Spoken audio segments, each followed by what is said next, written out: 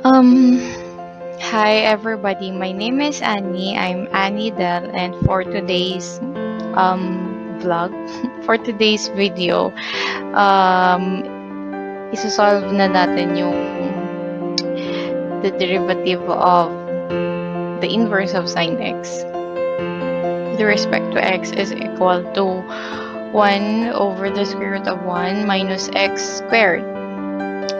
Sample problem to sa amin before sa klase. So, ipoprove daw to. Pero ang gagawin natin, hahanapin natin yung formula dito sa derivative of the inverse of sine x with respect to x. So, before we proceed sa pagpuprove, let us first recall na yung square ng cosine ng isang angle plus yung square ng sine ng parehong angle is equal to 1. Ibig sabihin, cosine square of an angle plus the sine square of an angle is equal to 1. Nulat ko lang. So, eto na siya. Pag nilagay mo doon sa kabila itong sine squared theta, magkakaroon ka dito nito. Cosine squared theta is equal to 1 minus sine squared theta. And yung cosine theta mo is equal to the square root of 1 minus sine squared theta. Tatandaan natin to ha, kasi mamaya kakailanganin natin yan. Ito yung sa identities, sa trigonometry. So, ayun, dito na tayo. Let us first, gawin na muna nating y ito, and ang hahanapin natin therefore ay yung derivative of y with respect to x.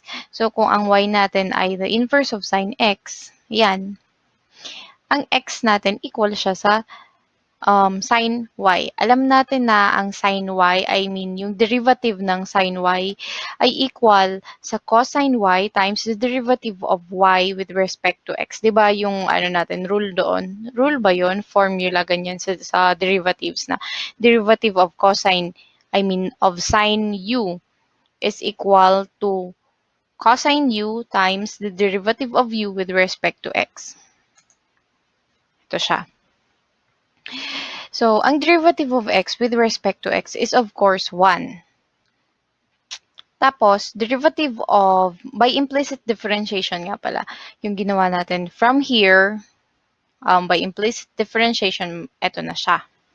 So, derivative of x with respect to x, tapos eto naman, derivative of y with respect to x, derivative of sine y with respect to x is equal to this one, cosine y times the derivative of y with respect to x.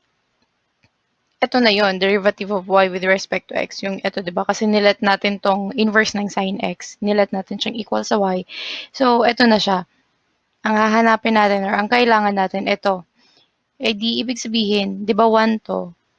Ilipat natin to dun sa kabila or ang tawag doon, i-divide natin on both sides para mag-isa na lang tong si derivative of y with respect to x dito.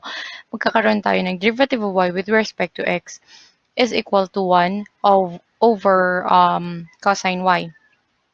Eh, di ba kung natatandaan nyo dun sa ni-recall natin kanina, yung cosine y natin or yung cosine ng isang angle is equal to the square root of 1 minus the square ng sine ng angle na yon. So, i-ano natin siya dito. That is, derivative of y with respect to x is equal to 1 over the square, the square root pala, over the square root of 1 minus the square of sine y. Square of sine y. Now, kung matatandaan natin, or kung nakikita nyo dito, ito, yung x natin equal sa sine y. Ibig sabihin, yung sine squared y or yung square ng y, pag in-square natin to, kailangan din natin i-square yung sa kabila. Ibig sabihin, yung square ng sine y ay equal sa x squared. 'Di ba? X squared, ito na.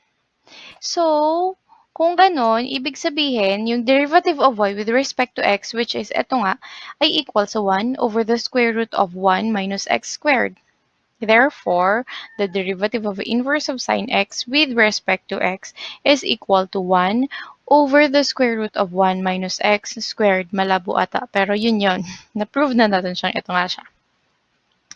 So, that would be all. Please subscribe to my channel for more choo-choo. Up next, hindi ko sure kung up next pa talaga 'to, 'pag nagkaroon na lang ulit din ako ng time. Yun. Maraming salamat. Please don't forget to subscribe to my channel, like this video, and comment down below kung meron kayong questions. Goodbye!